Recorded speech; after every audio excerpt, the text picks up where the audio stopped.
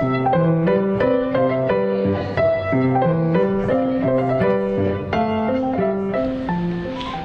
I'm Becca Masick here in Coloma with Holly Sisson. Holly, can you tell us what the event is going on here today? We are calling it our Coloma Historic Holiday Houses, and we are opening up 13 houses in the park that are usually closed to the public. So we have our docents and volunteers at each of the houses, and they've decorated them for the holidays. And we'll have cookies and hot apple cider at some of them, just telling people who used to live here and what's happened here in the park. So we're pretty excited. Also, our volunteers have put in a lot of time doing the research on these families and houses. We have some really great volunteers here. We're always looking for more, though. We could always use the help. Maybe keep these buildings open longer than a day, which would be great. So thanks for coming out. Thank you.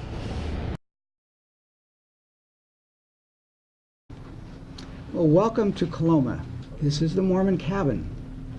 It is a replica, but it depicts as close as we can to the original one, which was built over 150 years ago. And if you look over here, we have 6 beds. So 6 people from the Mormon Battalion, the people who settled this area and actually started building this lumber mill here over 150 years ago, built this incredible structure. There's not a nail in it. Everything is pieced together. It lasted about 7 years until the river rose and it floated down the river. This is where the gold rush started. Hi, I'm here with Frances in Coloma. Could you tell me a little bit about where we're at in the history of this place? Yes, we are in Coloma. This is called the Monroe House. It was owned by a black family who came here originally as slaves and were freed. Could you tell us a little about the decorations? Yes, we tried to honor the 3 generations of Monroes that lived here. So they wouldn't have really decorated like this in these time periods, but we tried to take decorations from the period. Well, thank you very much for talking with us today. Thank you. Hi, I'm Caitlin here in Coloma with Mark. Can you tell me a little bit about the history here at this building? Well, this is a historic blacksmith shop. It was built by Pearlie Monroe in about 1903. We're in the Marshall Gold Discovery State Historic Park in Coloma, California. And we try to keep the shop pretty much true to that time period, about 1880 to 1920, right in that time period. That's when Pearlie would have worked here as a tool-making blacksmith. Tool makers in those days were all blacksmiths. That's where the craft really originated as the master tool maker for all the other trades. This shop was built in 1903, and we try to keep it in that same tool making level, where we're making tools for things, not shoeing horses. Okay, and what do you guys do here on a daily basis? On a daily basis, we make historic items for the state park. We donate them to the park. We're all volunteers. Awesome. Thank you for sharing the history of this building with us. You're certainly welcome. Hi, I am here with Susan O'Kee. Can you tell us where we are and the history of this place? Surely. This is the old Coloma Schoolhouse. The school is actually the second schoolhouse here in Coloma. The first school would have been in the county courthouse, but when Coloma lost the county seat in 1857 and it went up to Placerville, Coloma's school was able to move into the courthouse building. Well, then in September of 1919, the schoolhouse actually burned down. School's always over on Friday at 3 o'clock. There's an early release on Friday, and at 4 o'clock, the normal release time, the building was on fire. Well, the community did not skip a beat. They decided, okay, if the school's burned down, we will make sure that you have a place to go to school on Monday morning. So across the street is the IOOF Hall, the International Order of Odd Fellows, and that's where the school resumed on Monday morning. It took the community a few months to raise the funds through things like a Halloween ball and some other fundraisers so that they could go out and purchase a school. And they went up to Kelsey, also known as Slatington because of the slate mine, and purchased a school that was no longer used by the slate miners' children. And so when they purchased that school, they then disassembled the building, numbered all the parts, put it on wagons, and brought it down 5 miles of dirt road called Bain Road. The road still exists today, only unfortunately I can't tell the story that it's now paved. It used to be, I could say, it's unpaved, and that was always kind of an interesting thing. The school was then reassembled here on this site, which was the courthouse site, in 1920 in January, and school resumed and went on until about 1956. One of the last people that I've been able to talk to who actually was in that class in 1956 was our local photographer here in Coloma, Betty Cedarquist, and she has told me about the school at that time.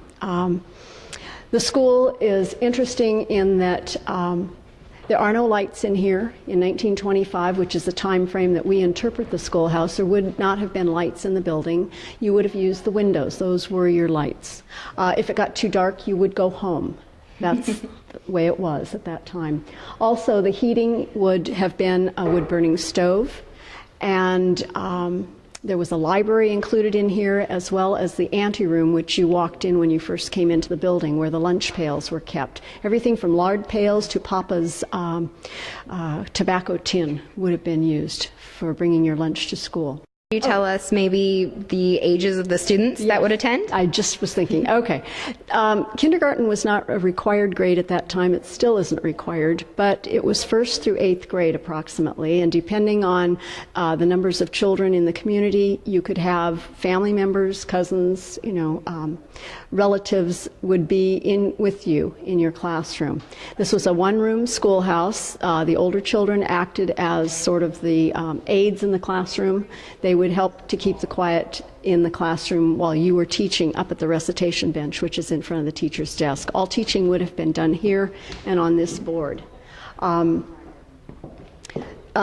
The other thing that's interesting is that we always think of children having homework, and they did have homework, but it wasn't the kind of homework you and I think of. The kind of homework we think of is reading and writing and doing some research on a project or something of that nature. They went home and they actually did homework. That would have meant if they were on a ranch, they had ranch duties, chores to do, as well as on a farm. So those were the kinds of things that they did. That is very interesting. Thank you very much for talking with us today. Welcome. Thank you.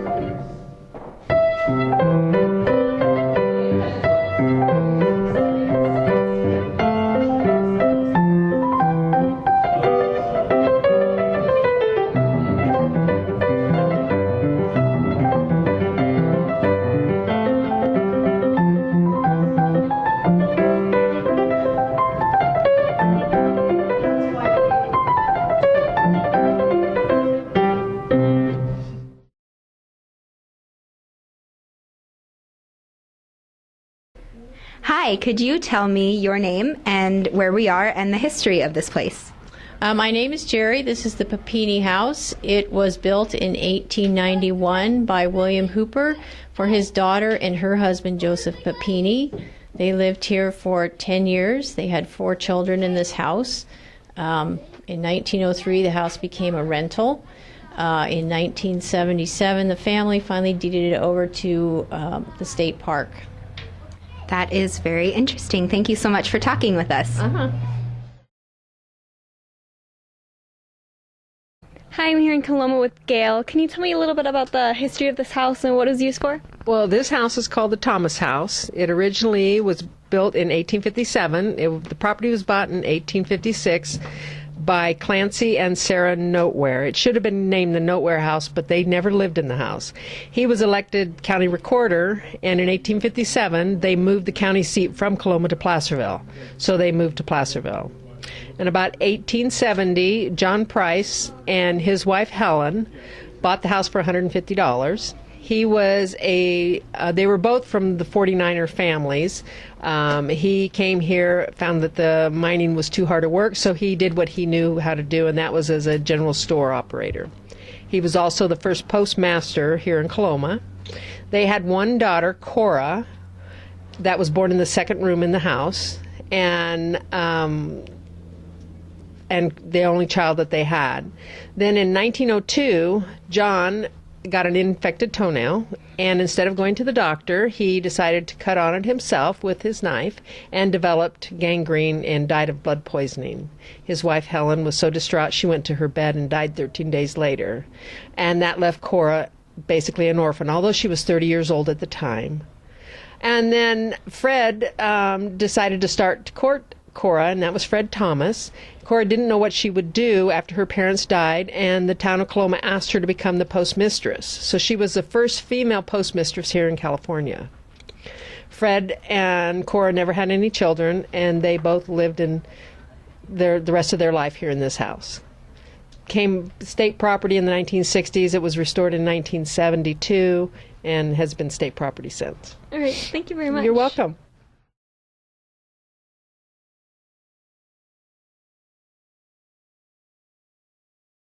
Hi, I'm here at Emmanuel Church with Kathleen. Could you tell us the history of this place? Oh my goodness. Well, this church was built, the building started in 1855 by the Episcopal and the Methodist congregations, and it was finished in 1856. And they worshiped together here until about mid-1860s, and then the Methodists started to worship over at the Oddfellows building. And then they also worshiped in other areas around the county. Then in about 1921, the church became strictly a Methodist church, and they operated until 1963. And at that time, they donated the church and the property to the state of California, and it's been operated by the parks since then. And it's still in operation today? Today it is open for weddings, and then the park uses it for some of our historic events. We have actual period correct services, Sunday services at some of our events, and we even have our own circuit preacher. That is very, very interesting. Thank you so much for talking with us today. Thank you very much for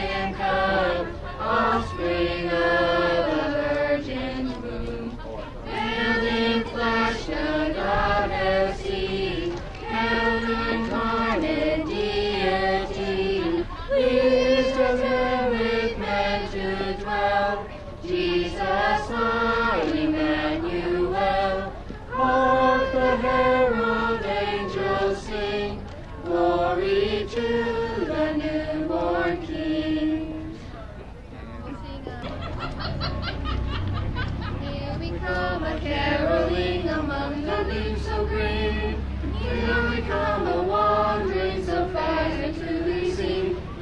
and joy come to you, and to you a Christmas too. And God bless you and send you a happy new year. And God send you a happy new year. We are not daily beggars who beg from door to door, but we are neighbors' children whom you have seen before. Love and joy come to you, and to you a Christmas too. And God bless you and send you a happy new year. And God send you a happy new year. God bless the master of this house, likewise the mistress too, and all the little children that round the table go. Love and joy come to you, and to you a Christmas too. And God bless you and send you a happy new year. And God send you a happy new year. And all your kin and kinsfolk that dwell both near and far, we wish a Merry Christmas and a Happy New Year. Love and joy come to you, and to you a Christmas too. And God bless you and send you a Happy New Year. And God send you a Happy New Year. Glad tidings we bring to you and your kin, good tidings for Christmas and a Happy New Year.